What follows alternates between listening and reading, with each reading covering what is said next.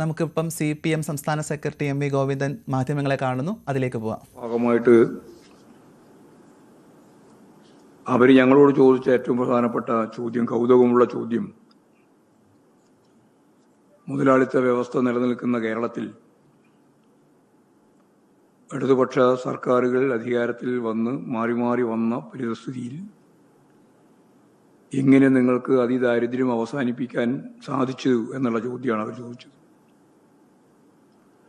ആരോഗ്യമേഖലയിലും വിദ്യാഭ്യാസ മേഖലയിലുമെല്ലാമുള്ള നേട്ടങ്ങൾ ചൂണ്ടിക്കാണിച്ചുകൊണ്ട് കേരളത്തെ സംബന്ധിച്ചിടത്തോളം ഞങ്ങൾക്ക് ഏറെ പഠിക്കാനുണ്ട് എന്നാണ് അവർ പറഞ്ഞത്. മുതലാളിത്ത രാഷ്ട്രങ്ങളിൽ നിന്നുള്ളവർക്ക് പോലും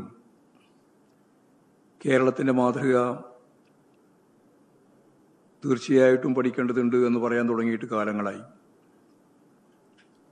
രാഷ്ട്രപതിയുടെ ഈ അടുത്ത ദിവസത്തിലുള്ള സന്ദർശനത്തിലും അവർ ഇക്കാര്യം എടുത്തു പറയുകയുണ്ടായി. കർണാടകത്തിലെ കോൺഗ്രസ് മന്ത്രിയും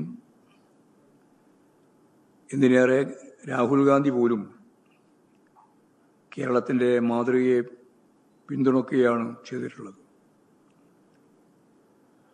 ഐക്യ കേരളം രൂപീകരിച്ച് ജന്മിത്വം അവസാനിപ്പിച്ച നമ്മുടെ നാട്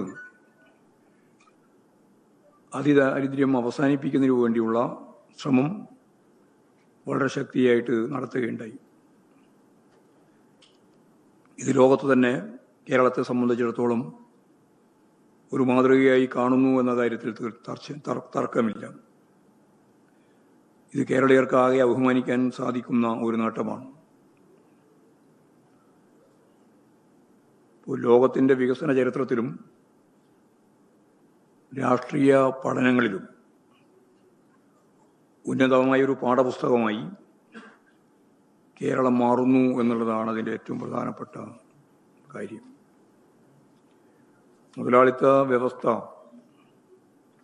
അതിൻ്റെ പ്രതിസന്ധിയെപ്പറ്റി നമുക്കെല്ലാവർക്കും അറിയാം. സമ്പന്നർ കൂടുതൽ സമ്പന്നരാകുകയും ദരിദ്രർ കൂടുതൽ ദരിദ്രരാകുകയും ചെയ്യുന്നതാണ് മുതലാളിത്തത്തിൻ്റെ ഏറ്റവും ശ്രദ്ധേയമായ പ്രതിസന്ധി. അങ്ങനെ മുതലാളിത്ത പ്രതിസന്ധി നിലനിൽക്കുന്ന ഒരു ലോകത്ത് മുതലാളിത്തത്തിൻ്റെ ഭാഗമായിട്ടുള്ള കേരളത്തിൽ, മുതലാളിത്ത സമ്പദ് വ്യവസ്ഥയുടെ ഭാഗമാണ് ഇന്ത്യ, അതിൻ്റെ ഭാഗം തന്നെയാണ് കേരളം. അതിദാരിദ്ര്യം അവസാനിപ്പിക്കാൻ സാധിക്കുന്നു എന്നുള്ളത് ഞാൻ നേരത്തെ പറഞ്ഞതുപോലെ കേരളമെന്ന നാടിൻ്റെ കൃത്യമായ ചരിത്രപരമായ വളർച്ചയും വികാസവും ഒരു പാഠപുസ്തകം പോലെ പഠിക്കേണ്ടുന്ന കാര്യം തന്നെയാണ്. സ്വാഭാവികമായിട്ട് ഇത്തരത്തിലുള്ള ഒരു നിലപാട് സ്വീകരിച്ച് ഗവൺമെൻറ് മുന്നോട്ടേക്ക് പോയപ്പോൾ ഇടതുപക്ഷ ജനാധിപത്യ മുന്നണി ഗവൺമെൻറ്റിൻ്റെ 2ാം ടേമിലെ ആദ്യത്തെ മന്ത്രിസഭാ യോഗമാണ് നീതി ആയോഗിൻ്റെ കണക്കനുസരിച്ച് 0.7% അതിദരിദ്രരാണ് കേരളത്തിലുള്ളത് എന്ന കണക്ക് നമ്മുടെ മുമ്പിൽ വന്നത്. ആ മന്ത്രിസഭാ യോഗം തീരുമാനിച്ചു, ഈ അതിദരിദ്രരായ ആളുകൾ, ഈ 0.7% ആരൊക്കെയാണ്? അന്ന് തദ്ദേശ സ്വയംഭരണ വകുപ്പ്, അതിന് തന്നെ ഭാഗമായിട്ടുള്ള കുടുംബശ്രീ സംവിധാനം ഉൾപ്പെടെ, അതുപോലെ തന്നെ തദ്ദേശ സ്വയംഭരണ സ്ഥാപനങ്ങളും എല്ലാം മുൻകൈയെടുത്ത് വളരെ വേഗം നമുക്ക് സർവേ പൂർത്തീകരിച്ച് 64,006 അതിദരിദ്രരുടെ കുടുംബമുണ്ട് എന്ന് വ്യക്തതയോടുകൂടി കണക്ക് ലഭിക്കുകയുണ്ടായി. പിന്നീട് നടന്ന പ്രവർത്തനത്തിൽ ഈ ഓരോ കുടുംബത്തെയും സൂക്ഷ്മാംശം പരിശോധിച്ച് അവർക്കാവശ്യമുള്ള, അവരെ പൊതുധാരയിലേക്ക് എത്തിക്കുന്നതിന് വേണ്ടിയുള്ള എന്തൊക്കെ കാര്യങ്ങളാണ് നിർവഹിക്കേണ്ടത് എന്നതിനെ സംബന്ധിച്ച് വ്യക്തമാക്കി വിവിധ ഡിപ്പാർട്ട്മെൻറ്റുകൾ ചേർന്ന് കേരളത്തിലുടനീളം ആ പ്രവർത്തനങ്ങൾ നടത്തി വന്നതിൻ്റെ തുടർച്ചയിൽ നിന്നാണ് 2 വർഷം മുമ്പ് തന്നെ കണ്ണൂർ ജില്ലയിലെ കുറ്റ്യാട്ടൂർ പഞ്ചായത്ത് ആദ്യത്തെ അതിദരിദ്രരില്ലാത്ത പഞ്ചായത്തായിട്ട് മാറിയിട്ടുണ്ട്. ഇങ്ങനെ ഓരോ പഞ്ചായത്ത്, ഓരോ നഗരസഭ, ഓരോ മണ്ഡലം, ഓരോ ജില്ല അതിദരിദ്രരില്ലാത്ത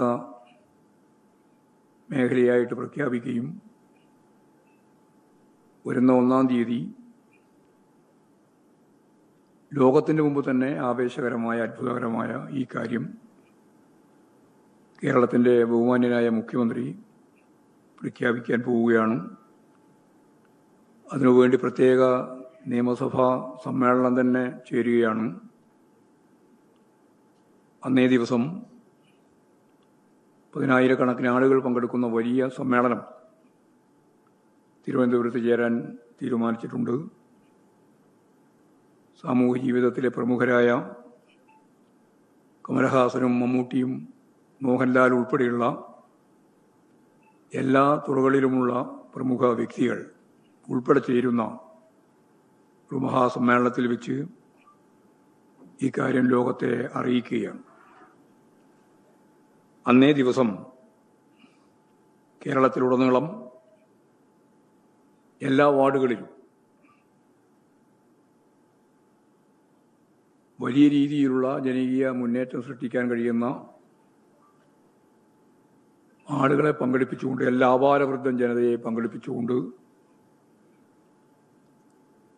ഈ കേരളത്തിൻ്റെ പ്രത്യേകതയെ ജനങ്ങൾക്ക് മനസ്സിലാവുന്ന രീതിയിൽ പ്ലക്കാർഡുകളും ഭാവനാപൂർവമായ മറ്റ് സാമഗ്രികളെല്ലാം ഉപയോഗിച്ച് ആ വാർഡതിർത്തിയിൽ പ്രകടനവും അതിനുശേഷം ഒരു യോഗവും തുടർന്ന് പായസദാനം ഉൾപ്പെടെയുള്ള കാര്യങ്ങളും ഒരു സന്തോഷത്തിൻ്റെ വളരെയേറെ പ്രധാനപ്പെട്ട ഒരു പരിപാടിയായി ഈ 1-ാം തീയതിത്തെ പരിപാടിയെ മാറ്റണം എന്നാണ് കേരളത്തിലുടനീളം തീരുമാനിച്ചത്. നവംബർ 1 കേരളത്തെ സംബന്ധിച്ചിടത്തോളം കേരള പിറവി ദിനമാണ്. അതോടൊപ്പം നവകേരള പിറവി ദിനവുമായി മാറുകയാണ്. ആ ഗൗരവത്തോടുകൂടി ഈ പരിപാടി സംഘടിപ്പിക്കണമെന്നാണ് ഞങ്ങൾ കണ്ടിട്ടുള്ളത്. തിരുവനന്തപുരം ജില്ലയിൽ 1-ാം തീയതി ഞാൻ നേരത്തെ പറഞ്ഞ പരിപാടി നടക്കുന്ന പശ്ചാത്തലത്തിൽ പാർട്ടി എടുത്ത ഈ തീരുമാനം 31-ാം തീയതി തിരുവനന്തപുരം ജില്ലയിലെ എല്ലാ വാർഡുകളിലും സംഘടിപ്പിക്കാനാണ് ഉദ്ദേശിക്കുന്നത്. തിരുവനന്തപുരം 31-ാം തീയതിയും മറ്റ് 13 ജില്ലകളിലും 1-ാം തീയതിയും ഈ വിജയാഹ്ലാദ പ്രകടനത്തിൻ്റെ ഭാഗമായിട്ടുള്ള പരിപാടികൾ മുഴുവൻ ജനങ്ങളെയും അണിനിരത്തിക്കൊണ്ട് സംഘടിപ്പിക്കണം എന്നാണ് ഞങ്ങൾ കണ്ടിട്ടുള്ളത്. എല്ലാ വിഭാഗം ജനങ്ങളും ഈ പരിപാടിയുമായി സഹകരിക്കണം എന്ന് അഭ്യർത്ഥിക്കാനാണ് ഇങ്ങനെയൊരു കാര്യം ഞാനിപ്പോൾ ചൂണ്ടിക്കാണിക്കുന്നത്.